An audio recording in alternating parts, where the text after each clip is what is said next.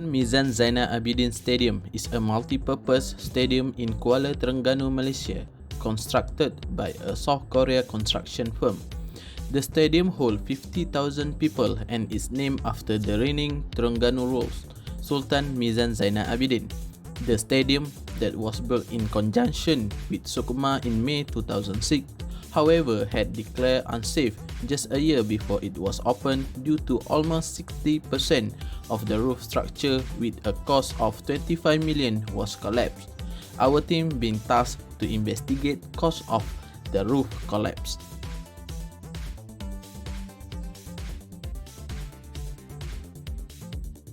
Methodology of investigation. The scope of work for the investigation include: first, undertaking site visit and photographing the collapsed structure. Second, reviewing the design drawing and specification of the structure. Third, carry out structure analysis to assess action and calculate capacity of critical component in order to determine likely collapse mechanism. 4. Reviewing document during construction period. 5th, arranging laboratory testing of selected salvage component and reporting on this finding.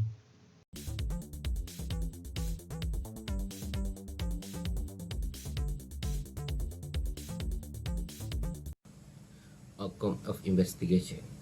Collapse sequences. The main area collapse were main entrance, royal podium, and public sitting area.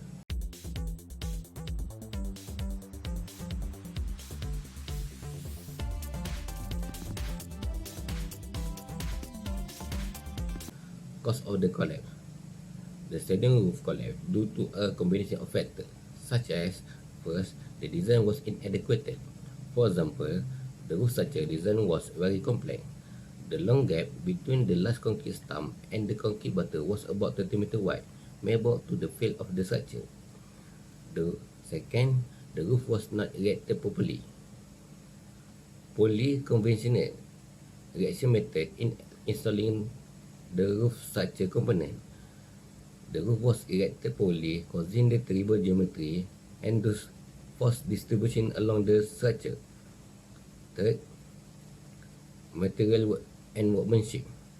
Material and quality of workmanship did not meet specification, factor that contribute to the state damage of the defective welding and the steel component, implying poor workmanship, and the strength of the material used did not achieve the design requirement. Fourth is quality control on the site. No apparent quality control by the project management team, and no check were conducted during the interim stage of erection. Fifth, alternative design were adopted without proper analysis. Alternative design from the contractor was adopted without proper analysis. The complexity and the long span of the roof structure require a more detailed design consideration into the second order design analysis, which is not carried out by the consultant and contractor.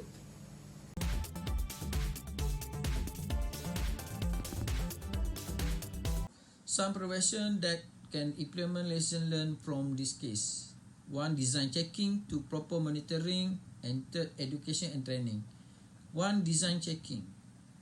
The consultant, both the architect and engineer, need to check and analyze alternative design from contractor. The roof structure require a more detailed design consideration into second order design analysis conclusion, and the sensitivity of the space frame roof structure require consideration for support flexibility and the design work. Proper monitoring. Expected that contract worker will be supervised by the site engineer or clerk of work to ensure there is no compromise in design and actual construction work.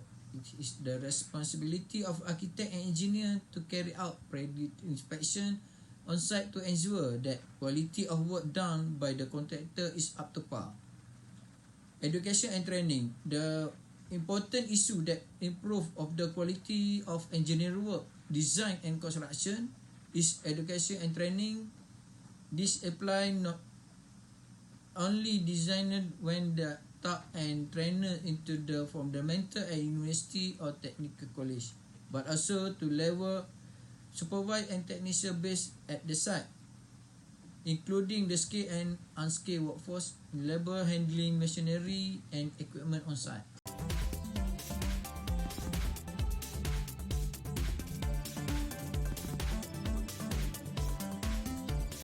Requirement on responsibility of duty holders. 1. Principal constructor. Manage, monitor and coordinate instruction phase. Ensure effective communication with the client and designer. Provide information, instruction, training and supervision. Provide site induction training. 2. Designer, architect, professional engineer. Ensure the safe design of structure. Carry out any tests, examination and measure the identify, eliminate or control risks. 3. Constructor. Plan, manage and monitor construction works under his control.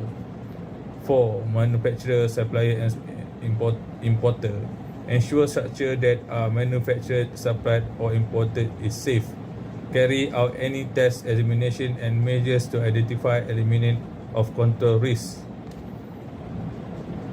5 works. Ensure his safety and health and the other person who may be affected by their work.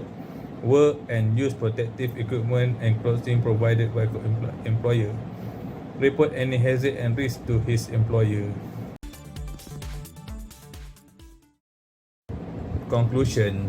The effectiveness of quality engineering design is not easily measurable, as it needs contribution from the many stakeholders involved in the aspect of the work, from planning and design down to the labourers' work on site coupled with site contribution.